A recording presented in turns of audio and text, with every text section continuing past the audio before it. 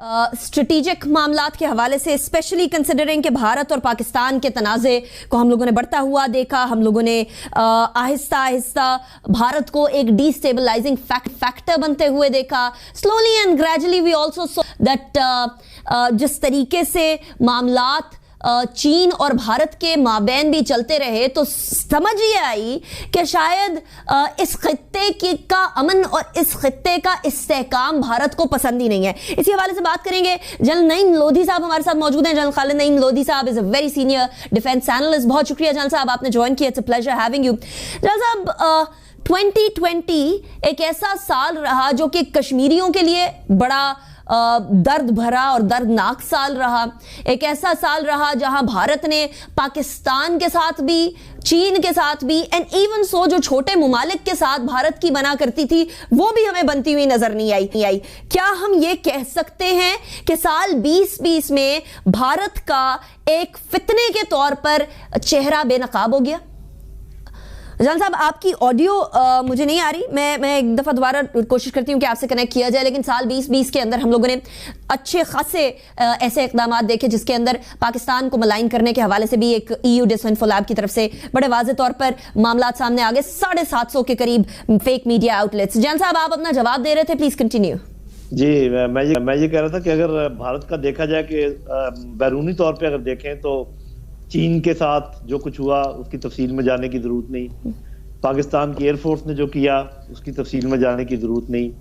जो उनका जो अमेरिका ठीक है, उनका हलीफ जरूर है, वो जरूर सोच रहा होगा कि भाई हमने किसको हलीफ बना लिया.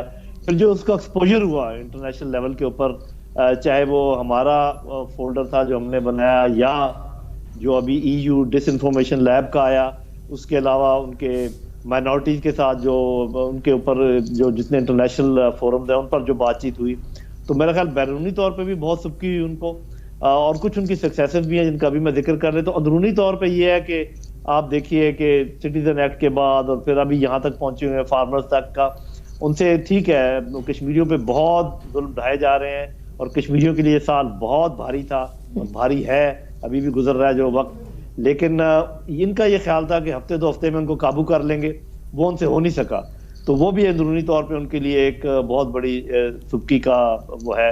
तो अगर बैरूनी और अंदरूनी टोटल मंजर को देखें तो भारत के लिए मेरा ख्याल it was a failed year all together. हम अगर अपने लिए देखें एक्सक्यूज मी, तो सबसे पहले आप देखें कि अफगानिस्तान में जो हमारा किरदार है उसको पूरी दुनिया ने सराहा. वहां पर अभी अमन के क्राइम जो है नजर आने लगे हैं. ठीक है, कुछ हिकअप्स हैं, वो जैसे भी दूर होंगी.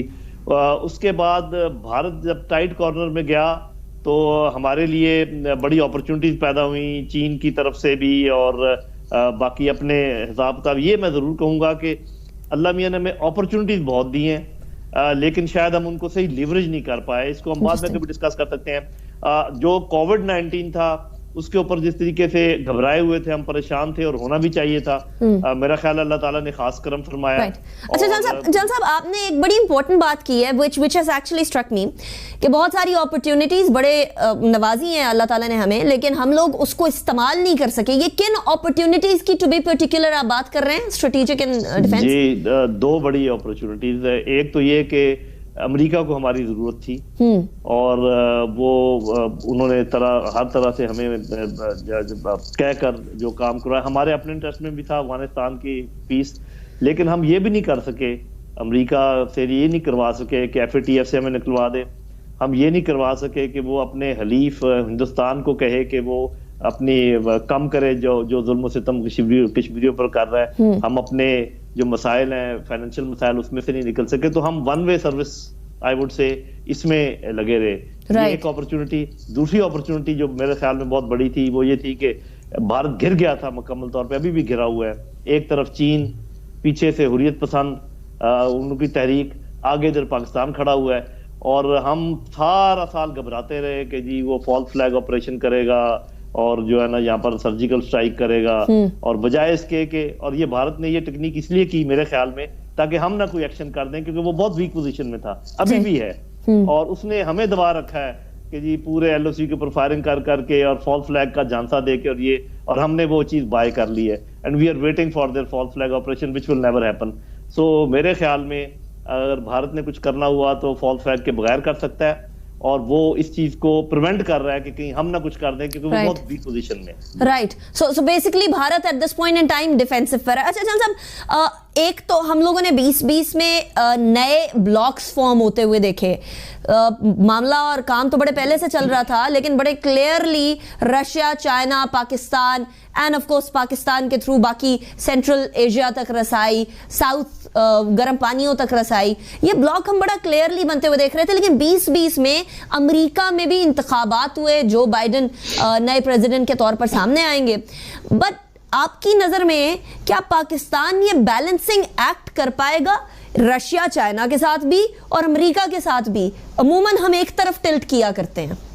جی, بلکہ آپ اس کو ایک اور شامل کر لیں, سعودی عرب اور ایران کے ساتھ بھی. اگریڈ. یہ جو بیلنسنگ ایکٹ, دیکھیے بیلنسنگ ایکٹ کسی حد تک چلتا ہے, اور چھوٹے ممالک کے لیے بیلنسنگ ایکٹ بہت مشکل ہوتا ہے, کیونکہ وہ جو آپ کو جملہ یاد ہوگا نا کہ یو آر ود اس اور اگینسٹ اس, تو یہ سوال بڑی طاقتیں ہمیشہ یہ سوال پوچھتی ہیں, وہ یہ نہیں کہتی کہ آپ بیلنسنگ ایکٹ کریں یا کچھ بھی. لیکن پاکستان کی میرا خیال ہے خارجہ پالیسی اس لحاظ سے سکسیسفل ہے کہ وہ شفٹ کر رہا ہے, وہ شفٹ ہمیں نظر آ رہی ہے from west to east, but بڑا امپرسیپٹیبل طریقے سے کر رہا ہے, بڑے پروڈنٹ طریقے سے کر رہا ہے, بجائے اس کے کہ اچانک جڑیں کھینچے, اور جو کہ ممکن بھی نہیں ہوتا, کیونکہ آپ کے اکنامک انٹرسٹ ہوتے ہیں, آپ کے پولیٹیکل انٹرسٹ ہوتے ہیں, ایسا ممکن نہیں ہوتا. آپ اس طریقے سے کھبے ہوئے ہیں ویسٹ اور امریکن بلاک کے ساتھ کہ اس میں سے آپ اچانک نہیں نکل پائیں گے, اور نکل سکتے بھی نہیں.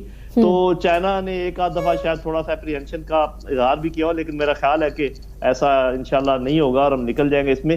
But it has to be moved slowly, اور وہی ہم کر رہے ہیں, اور میرا خیال ہے کہ یہ حکمت عملی اچھی ہے. آپ دیکھیے گا کہ with the passage of time we will move toward east and we will also move closer to Iran, اور ساتھ ہی ہم بہت زیادہ اپنے دوستوں کو ناراض نہیں کریں گے.